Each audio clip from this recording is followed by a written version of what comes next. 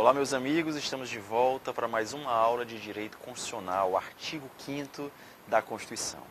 Na última aula, a gente estava falando exatamente sobre as normas, a eficácia das normas. A gente estava falando da norma de eficácia contida, da norma de eficácia plena e da norma de eficácia limitada. E nós paramos exatamente no artigo 5º, inciso 13, quando a gente estava explicando a parte da norma de eficácia contida, beleza? Então vamos lá cá, puxa aí na tela, vamos para a tela. Olha o que é que eu disse. Eu disse que eu tenho uma norma, vamos ajeitar o pincel aqui, eu tenho a norma constitucional, eu tenho aqui o indivíduo. Eu disse na última aula que a norma de eficácia contida, ela é o quê? Ela tem a aplicabilidade imediata, lembram? Ela tem a aplicabilidade imediata e ela tem a aplicabilidade direta. Ela não depende de nenhuma lei regulamentadora para chegar ao indivíduo. Foi isso que nós falamos na última aula. Então, aqui de olho na tela. Então, o que é que eu estou dizendo aqui? Eu estou dizendo que eu não preciso da lei regulamentadora.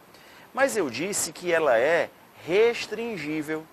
No finalzinho da gravação passada, a gente falou que ela era restringível. E o que isso quer dizer? Quer dizer que a própria Constituição ou a lei poderão restringir a aplicabilidade dessa norma.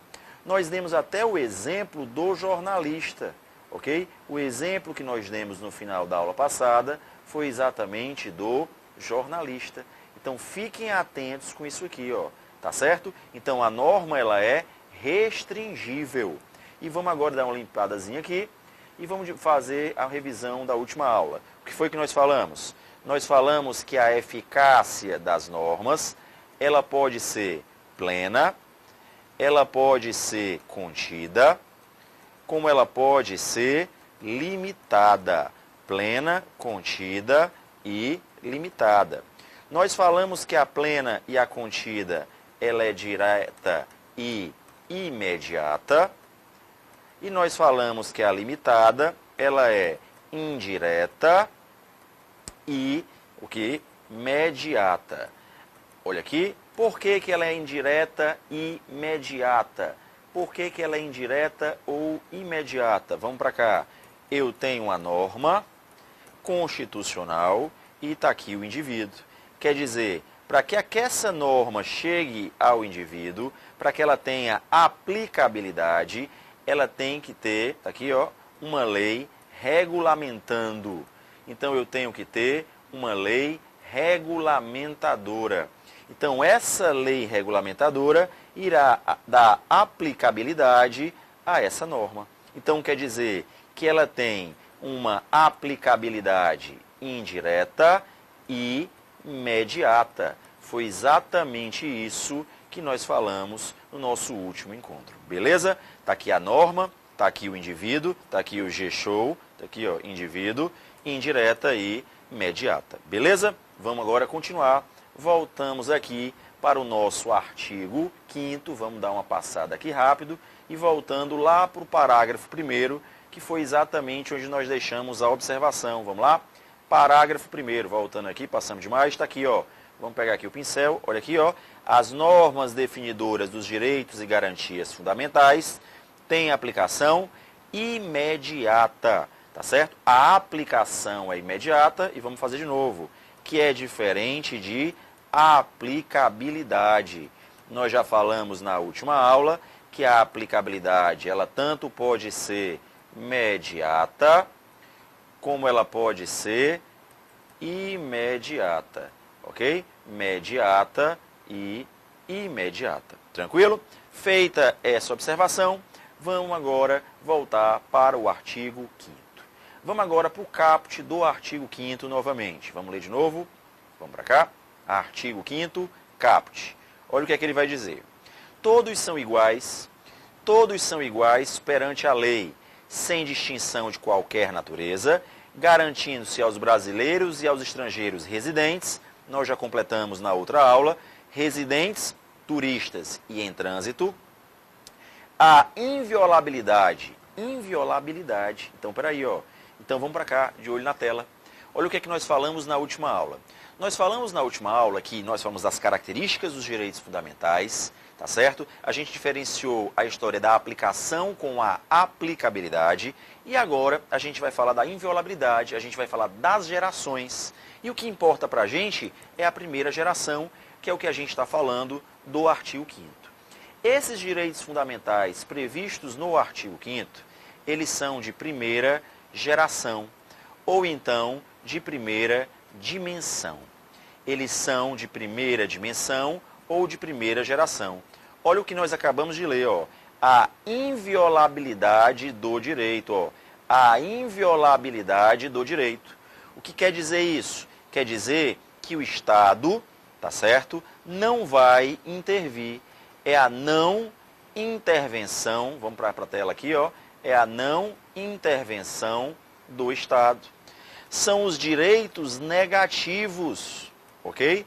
São os direitos negativos. Está relacionado à liberdade. Então, a gente vai estudar a partir de agora os direitos fundamentais, que é o que importa para a gente, o artigo 5º. O artigo 5º é direito fundamental de primeira dimensão, onde não existe a intervenção do Estado e nós temos os direitos negativos relacionados à liberdade. Então, nós temos aqui, exemplo, os direitos individuais. Então, olha o que a gente está lendo aqui. Vamos dar uma limpeza, ó. Está aqui, ó. A inviolabilidade do direito à vida, à liberdade, à igualdade, à segurança, à propriedade, nos termos seguintes. Então, vamos para cá, ó. Inviolabilidade é o que importa para a gente agora. Então, você já anota aí no seu código, primeira dimensão. Se a prova perguntar, nós vamos agora estudar os direitos de primeira dimensão, que é o que importa para a gente. Beleza? Vamos começar a estudar agora realmente o artigo 5º. E a gente vai começar por esse aqui, ó. Direito de propriedade. Vamos começar com o direito de propriedade, tá certo? Por favor, acompanhe aqui e vamos lá para o inciso, artigo 5º, inciso 22. Está aqui, ó, é garantido o direito de propriedade. Então, direito de propriedade é um direito fundamental. Direito de propriedade é um direito fundamental. Já começa por aí. Direito de propriedade é um direito fundamental. Se é um direito fundamental, já sei que é uma cláusula pétrea. Está no artigo 5º, é uma cláusula pétrea. Direito de propriedade é uma cláusula pétrea. Tranquilo? Anotem isso aí. E quem quiser dar uma olhada em casa, artigo 60, parágrafo 4º da Constituição. Tá certo? Quando ele fala que as emendas não podem ser, elas não podem ser suprimidas, abolidas, as emendas não podem abolir, aí você vai colocar, não pode abolir os direitos individuais. Então, direito de propriedade é uma cláusula pétrea. Beleza? Vamos começar aqui. O problema é que na hora que você lê o inciso 22, você já passa para o inciso 23 e vai encontrar o seguinte, ó. A propriedade atenderá à função social. A propriedade atenderá à função social. Então, peraí, o que seria essa função social? Eu tenho a propriedade, está aqui a propriedade, e a Constituição está dizendo, ó, você tem que atender à função social. Na sua prova, isso aqui vai ser bem prático. Se o imóvel, vamos separar aqui, ó, se o imóvel é um imóvel urbano, o que é que você vai dizer? A Constituição, ela não diz o que é uma função social de um imóvel urbano. A Constituição não diz o que é uma função social de um imóvel urbano. A Constituição apenas diz que, através de uma lei municipal, tá certo? Nós teremos um plano diretor. E é nesse plano diretor que vou especificar, que irá ser especificado, como é que se cumpre uma função da propriedade, na função social de uma propriedade urbana.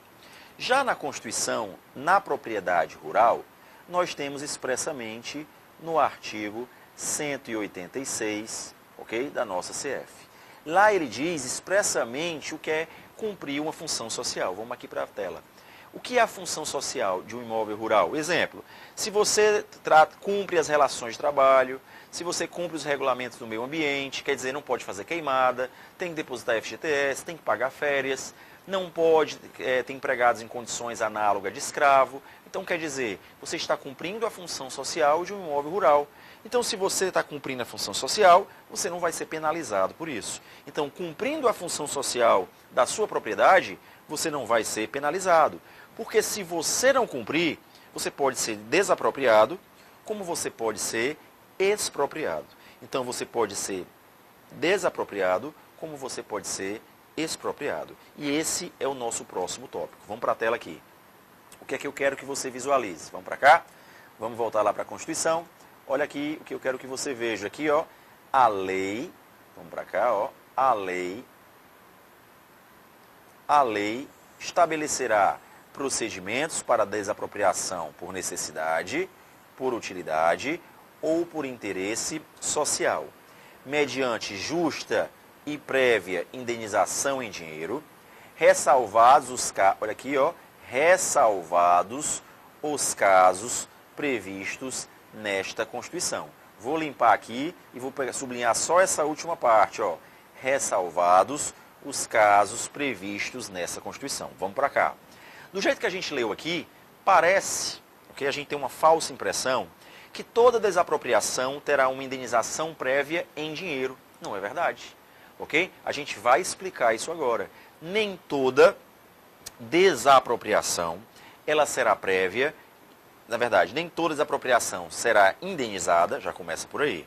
E quando a indenização ocorrer previamente, ela pode ser que não seja em dinheiro. Então é isso que a gente vai diferenciar agora. Mas a gente vai começar exatamente pelo ponto da função social. Não cumprida a função social, o seu imóvel poderá ser desapropriado.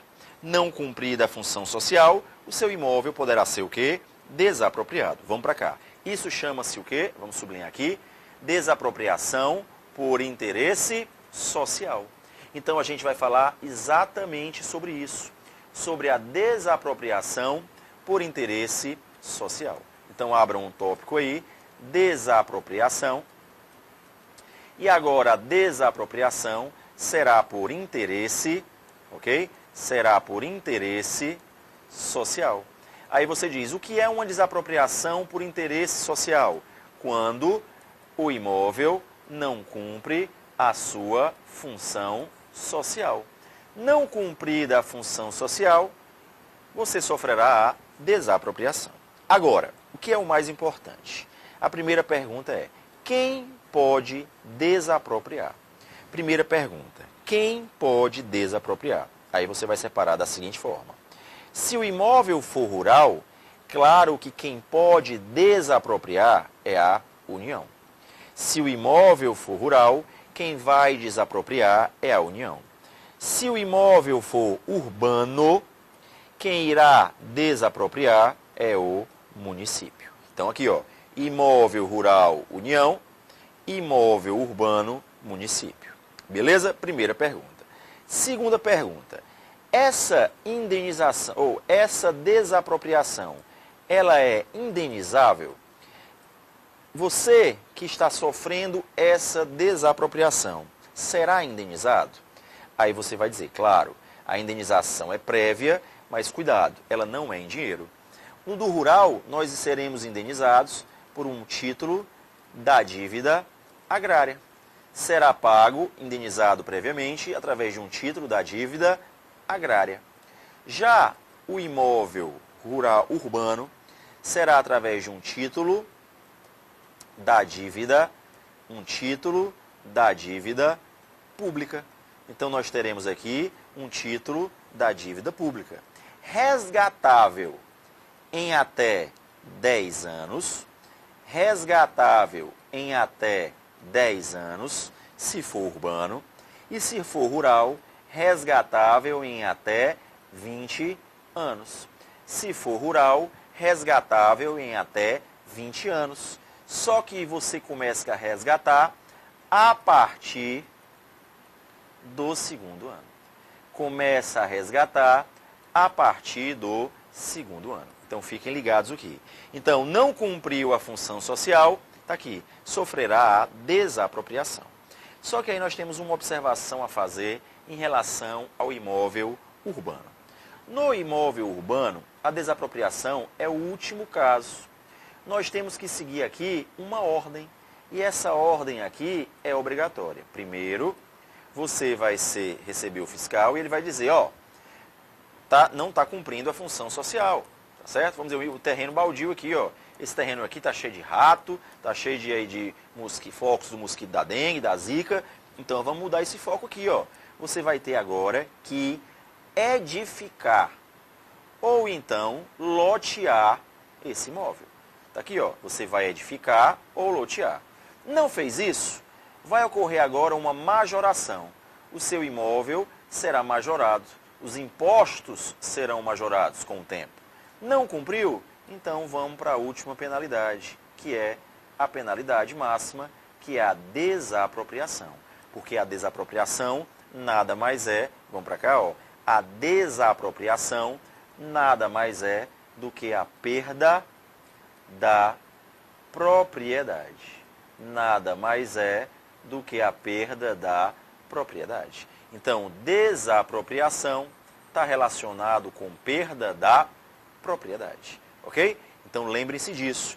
Então, não cumpriu a função social, pode ser o imóvel desapropriado. E, claro, que o imóvel rural é para fins de reforma agrária.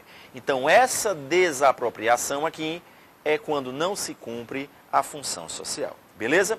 Só que nós temos duas outras situações que ficaram em aberto aqui. Vamos para cá. Nós temos a desapropriação, olha aqui, ó.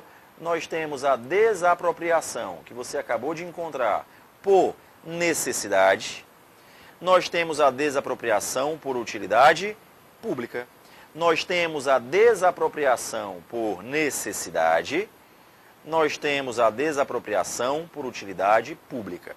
O que é que elas têm em comum? Vamos voltar lá para a nossa tabelinha. O que é que elas têm em comum? Vamos limpar aqui e vamos para cá.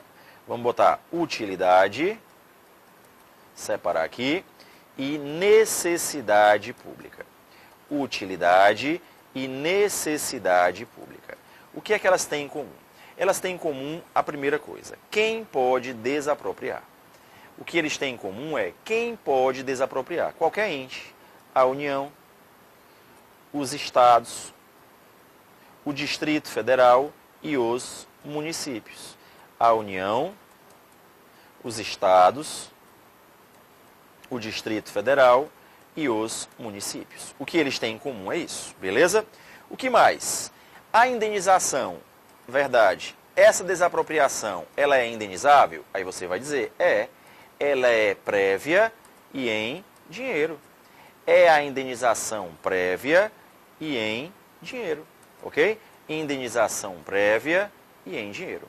Agora, o que é que vai diferenciar a utilidade da necessidade? Vamos voltar para cá. No caso de necessidade pública, o que é que eu tenho que observar? É algo indispensável. Exemplo, vai passar uma avenida aqui no Colégio Tiradentes, então ele vai ter que ser desapropriado, é indispensável, a avenida vai passar aqui no meio. Então, quer dizer, é algo indispensável, tem que desapropriar. Agora, para utilidade não. Utilidade é para facilitar, é útil, é algo que vai facilitar. Então eu vou desapropriar um imóvel do lado onde vai passar a obra, onde eu estou construindo a avenida, o viaduto, sei lá o quê, e vou desapropriar para quê? Para guardar os materiais, para estocar lá os materiais, para construir barracões para os empregados na hora do lanche, na hora do almoço, ficarem lá na sombra, ter onde descansar. Isso vai facilitar, tá certo? Aquela casa ali vai facilitar a hora de chegar os caminhões para descarregar o material também. Então, quer dizer, tudo isso é para facilitar. Então, isso é a diferença entre utilidade e necessidade. A utilidade, ela é dispensável, mas ela ajuda, ela facilita. Já a necessidade, não. No caso de necessidade, é algo que é indispensável, tem que, senão não tenho como concluir. Beleza? Então, vamos para cá. Então, aqui nós temos algo que é indispensável e aqui nós temos algo que é para facilitar, ok? Aqui é para facilitar, aqui é algo indispensável. Tranquilo? Então, lembrem-se disso. Essa é a diferença de desapropriação por utilidade e desapropriação por necessidade. Essa é a diferença da utilidade, essa é a diferença da necessidade. Tranquilo? Feita essa observação, vamos voltar lá para a Constituição. Continuando, vamos para cá. Nós também temos a expropriação. Vamos colocar aqui a expropriação. Expropriar é você perder a propriedade sem indenização. Você vai perder a propriedade sem indenização. O que isso quer dizer? Quer dizer que você, vamos para cá, estava lá no seu terreno imóvel, plantando maconha, foi descoberto pela polícia, beleza, vai ser expropriado. Condições análogas de escravo, você tem pessoas aqui em condições análogas de escravo, vai ser expropriado. Então é isso que eu quero que você lembre, você vai perder a propriedade e não vai ter direito a uma indenização. Isso é chamado de expropriação. Então você vai ser expropriado, beleza? Terminamos esse tópico, vamos para o próximo inciso. Próximo inciso, vamos para cá, vamos limpar aqui de novo. Próximo inciso, no caso 25, de iminente perigo público, a autoridade competente poderá usar de propriedade particular, isso é chamado de requisição, você já anota aí, isso é chamado de requisição, tá certo? Assegurado, olha a parte que nos interessa agora, ó. Assegurado a proprietário uma indenização ulterior. Então, mais uma vez, ó, nesse caso aqui, a indenização ela já não é prévia, ela é ulterior. E detalhe, só será indenizado se houver dano. Somente será indenizado se houver dano. Isso aqui é fácil de explicar, vamos de volta para cá. Olha como é que eu vou explicar essa requisição. Vamos dar um exemplo. Vamos dizer que tem uma pessoa, tá certo, que está numa janela de um prédio, com a arma na cabeça de outra, dizendo que vai atirar na cabeça dela, se não pagarem o resgate. Beleza, o que é que os policiais fazem?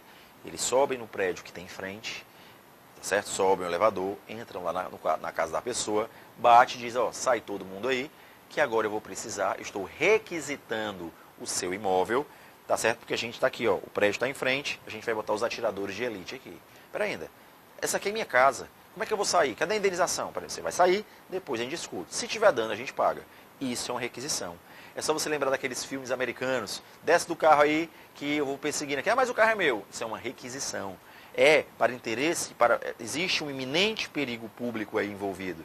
Então eu vou requisitar. Se você depois comprovar o dano, eu vou lá e indenizo. Isso é chamado de requisição. Beleza? Vamos voltar para o inciso. Então no inciso 25, você já anota aí no seu material a requisição. Eu tenho um iminente perigo público, ok? Eu tenho um iminente perigo público. Tranquilo? Feito essa observação, vamos para o próximo inciso. Então a gente já viu o 22, o 23, o 24 e o 25. Vamos agora para o inciso 26. Vamos só eliminando aí.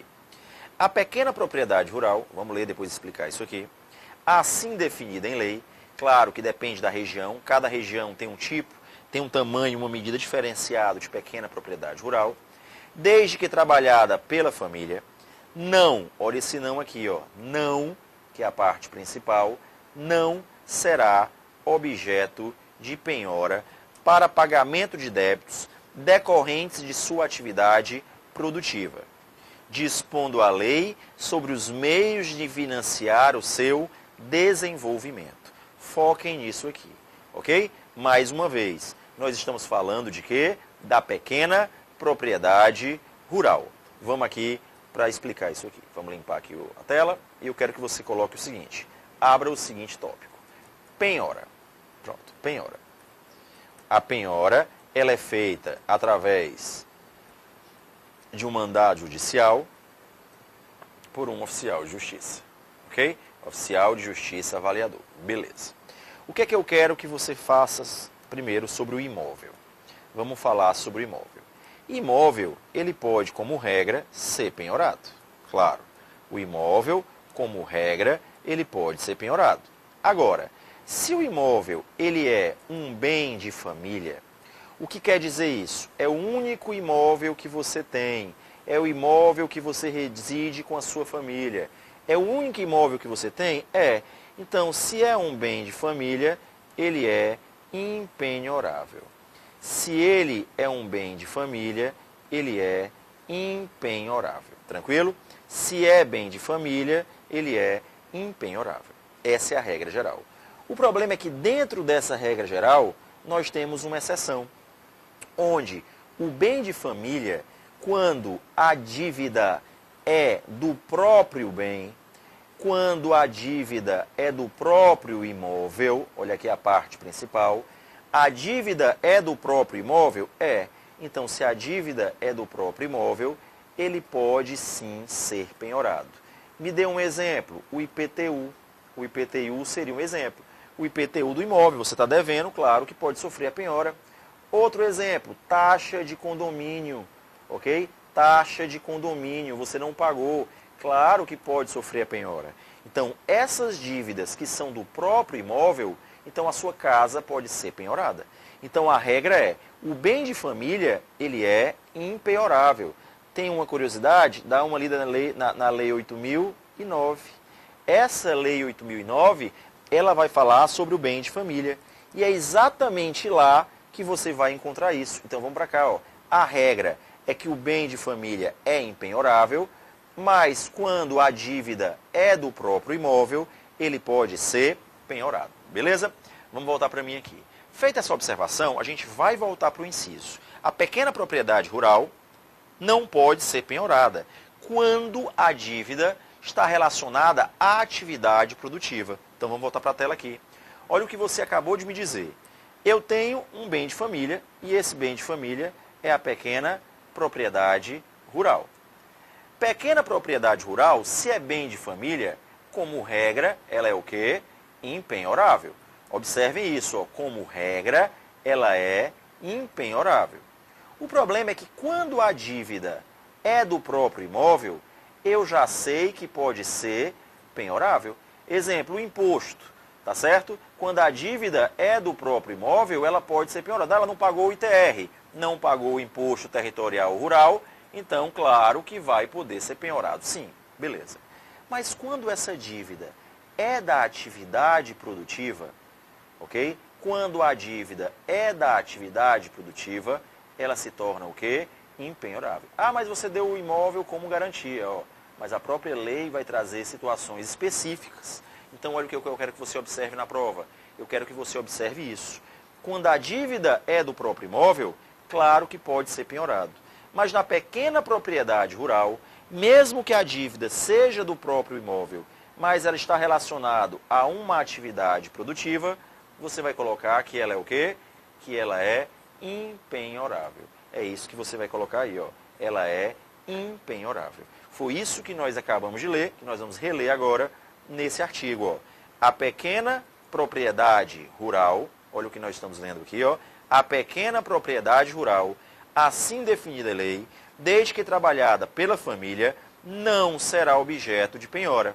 Não será objeto de penhora em que situação? Quando os débitos decorrentes de sua atividade produtiva. Então, é impenhorável o débito do imóvel, desde que esteja relacionado, olha aqui a setinha, acompanha aí, com a sua atividade produtiva. Tá certo? Tem que estar relacionado com a sua atividade produtiva. Vamos voltar para mim aqui, beleza? Então lembre-se, nós vimos desapropriação, nós vimos expropriação, nós vimos a requisição e nós vimos a penhora, beleza? No próximo vídeo a gente continua falando sobre propriedade. A gente vai falar sobre propriedade intelectual. Até a próxima.